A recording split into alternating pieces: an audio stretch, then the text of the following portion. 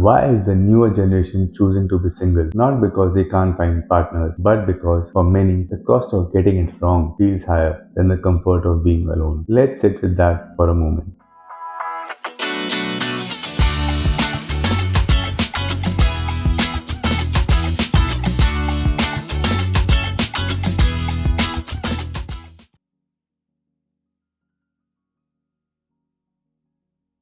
Picture a 28-year-old who watched her parents stay in a loveless marriage for the sake of appearances, or a 30-year-old man who watched his friend's life unravel in a bitter separation financially, emotionally, socially. They didn't grow up reading fairy tales about relationships. They grew up watching the fine print. And the fine print changed everything. Earlier, partnership was the default path. Being single was temporary, a waiting room, not a destination. Today, that assumption has weakened because for the first time in history, people can build complete lives alone. Income without marriage, companionship without commitment, validation without intimacy. Nothing structurally forces togetherness anymore. So relationships are no longer judged as necessities. They are judged as experiences, and experiences must justify themselves. Then comes the cultural shift. This generation has been shaped by westernization, open relationships, live-in culture, hookup culture, a world where the definition of partnership is no longer fixed, where people are encouraged to explore identity before committing to another person. This isn't necessarily corruption. When the rules of relationship change faster than people can process them, confusion becomes the default. And confused people hesitate, confused people wait, confused people sometimes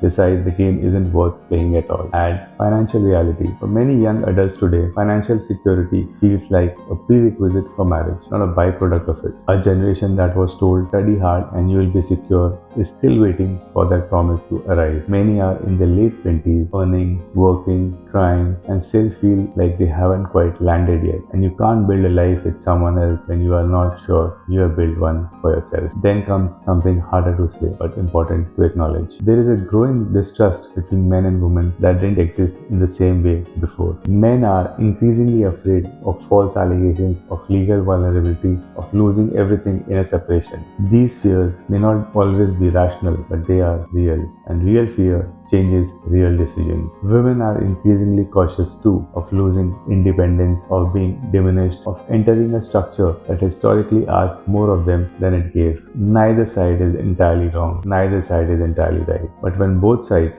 approach relationship with shields up, connection becomes harder and singleness becomes safer. Now add expectations. Earlier, relationships were built around roles. Today, they are built around emotional fulfillment. Be my partner, be my best friend, be my support system, be my excitement, be my stability. One person is expected to satisfy needs that once belonged to entire social circles. When expectations rise this high, disappointment becomes statistically inevitable, and repeated disappointment reshapes preference. Then comes the deepest shift of all. Earlier generations feared loneliness. The newer generation fears losing autonomy, space, identity, mental stability, freedom. Solitude no longer automatically feels like absence. For many, it feels like control, like relief from emotional volatility. But here's what the script is not saying. It is not saying relationships are bad. It is not saying singleness is superior. It is saying the world has genuinely changed. The pressures are real. The fears on both sides are real. The confusion is real. And when we understand that, we stop judging the 28-year-old who won't commit. We stop pitying the 32-year-old who lives alone. We stop assuming something is wrong with people who choose differently. Connection is still desired deeply by almost everyone, but not at any cost. And perhaps the most human thing we can do for ourselves and for each other is to understand why that cost now feels so high. Before we judge someone for choosing to be alone, ask what they have already been through. That's the flip. I'll see you in the next one.